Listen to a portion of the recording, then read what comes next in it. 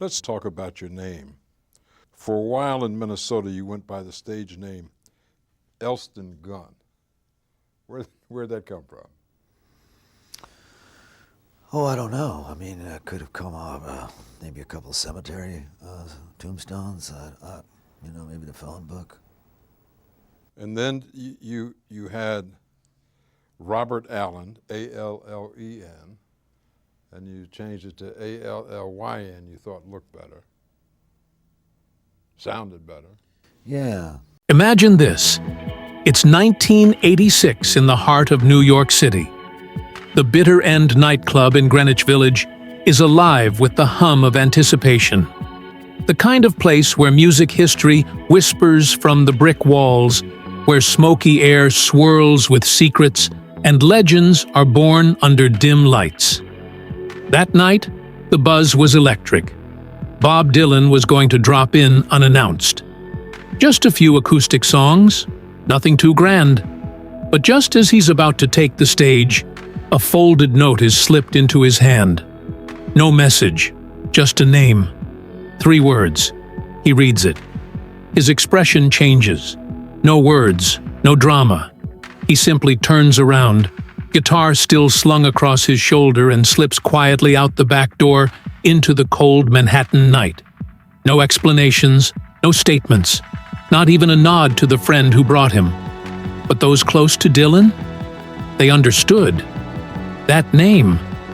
It still echoed in his mind like a chord unresolved. Now, almost 40 years later, the silence is over. At 83, Bob Dylan, once the master of deflection, the enigma wrapped in riddles, is speaking. Not out of bitterness, not for validation, but because the truth, long buried beneath award speeches and whispered rumors, refuses to stay quiet. The names he's unsealing aren't enemies. They're fellow artists, collaborators, friends who, somewhere along the road, crossed a line he never forgot. And first on that list? A man who once praised Dylan's genius, then subtly tried to usurp it. Eric Clapton. Clapton and Dylan, on the surface, appeared to be soul twins. 2 musical giants from opposite shores, yet singing the same language of heartbreak, rebellion, and redemption. They respected one another, shared stages, and exchanged ideas that would shape generations. Clapton famously once called Dylan the finest lyrical mind in music. Dylan, in turn, admired Clapton's mastery of the blues. But the harmony? It didn't last. Behind the scenes, something shifted. It was during the late 70s, a time when Dylan was deep in his gospel phase, raw, spiritual, and divisive. Somewhere during that period, Clapton allegedly made a comment that traveled fast through the grapevine. To a producer they both trusted, he mused that Dylan had lost his spark. That maybe, just maybe, it was time for someone new to take the throne. He didn't say it with venom, but he didn't say it with grace either. And that's what made it cut deeper. By the time Dylan heard the words, a quiet storm had already begun. A recording session the two had planned in secret, abruptly called off. No reason given. Dylan never addressed it publicly. He didn't need to. Those who knew him knew exactly what happened. In Dylan's world, betrayal didn't come from tabloids or critics. It came from fellow songwriters, from those who claimed to walk beside him but secretly waited to take his place. Clapton's charm, his polished restraint. Dylan saw it differently after that. Not as elegance, but as calculation hidden behind a smile. And then there was the woman who once held the other half of the folk movement's beating heart, Joan Baez. Dylan and Baez weren't just music partners, they were an era. They marched side by side, harmonized in echoing halls, spoke truth to power in lyrics and in life. For a moment in time, they were the voice of the people.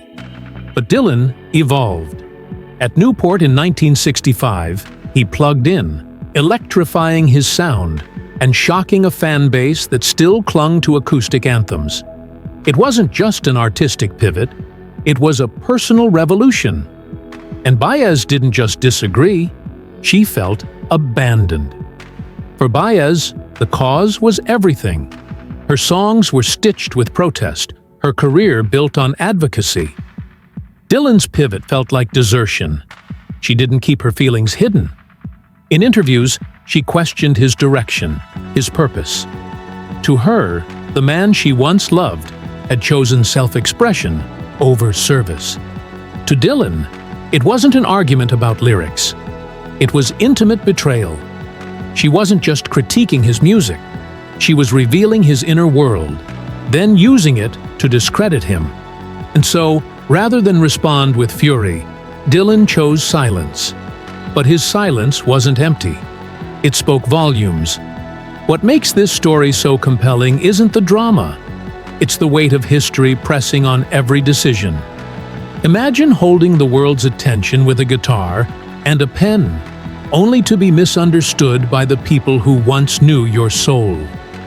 Dylan's journey isn't just about fame or music.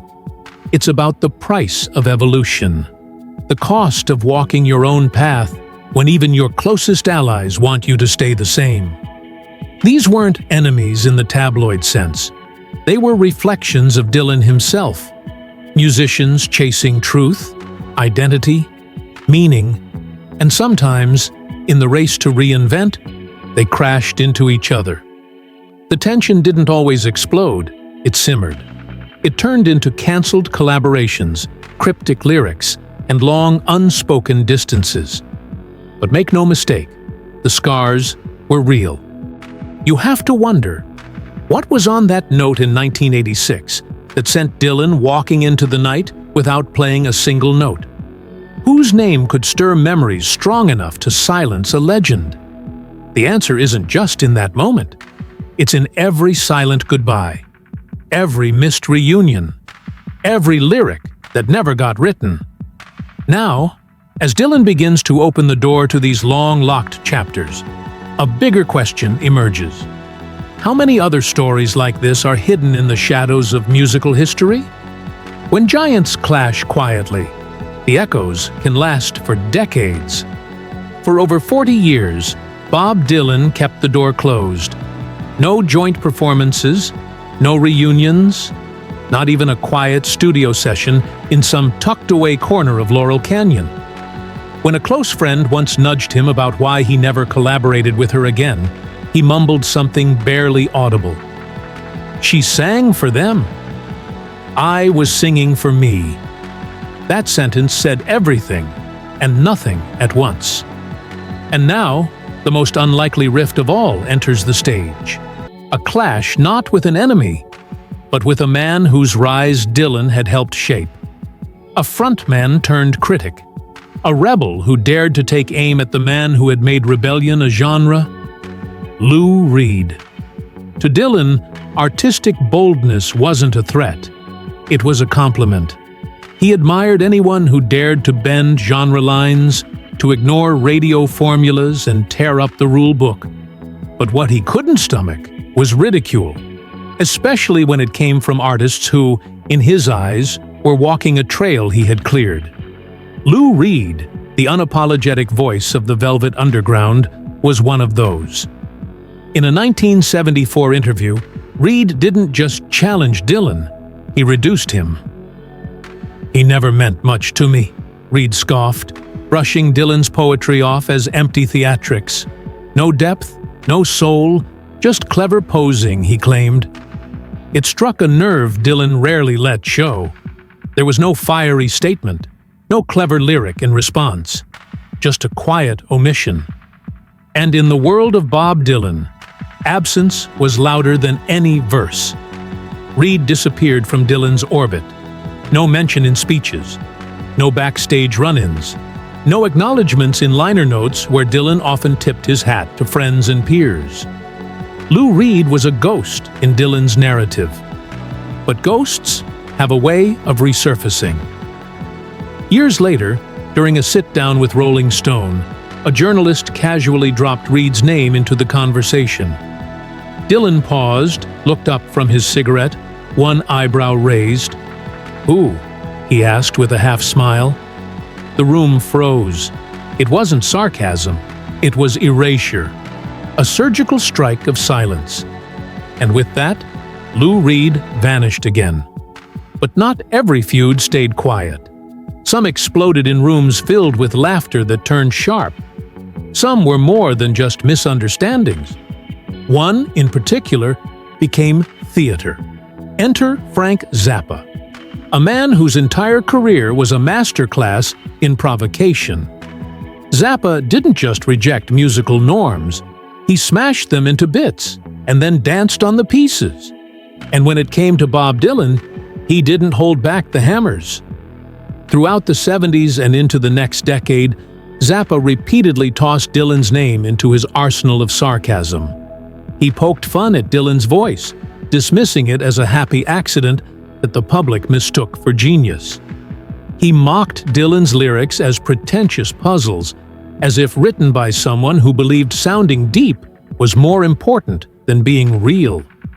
And he took shots at Dylan's audience too, calling them spiritual sleepwalkers, chasing meaning in metaphors that weren't there.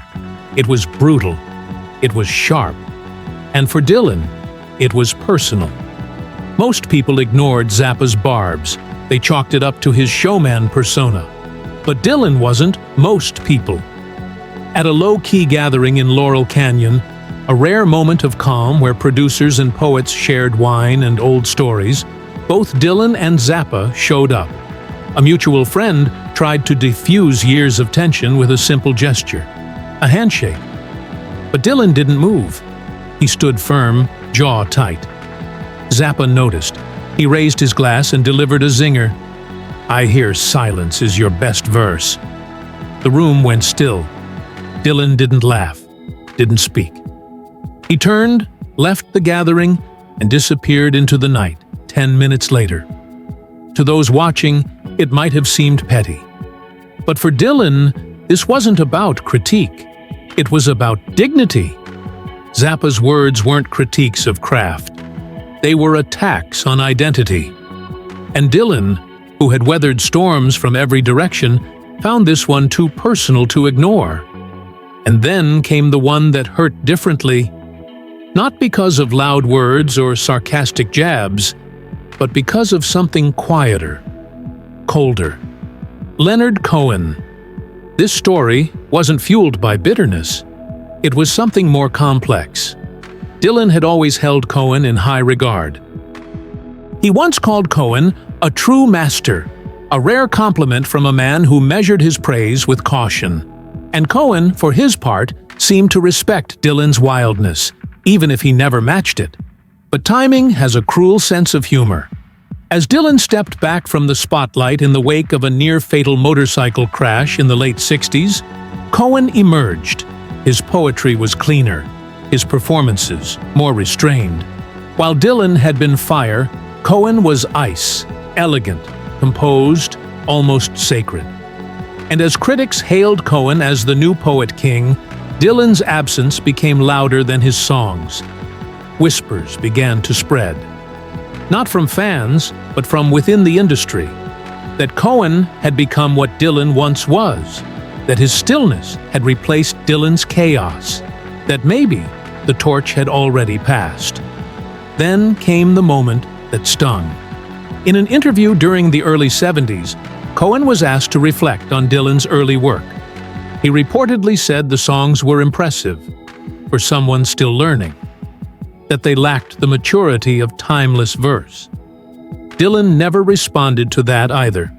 Not in song, not in print, but behind the scenes, the relationship cooled. A planned joint tour in the late 70s quietly fell apart.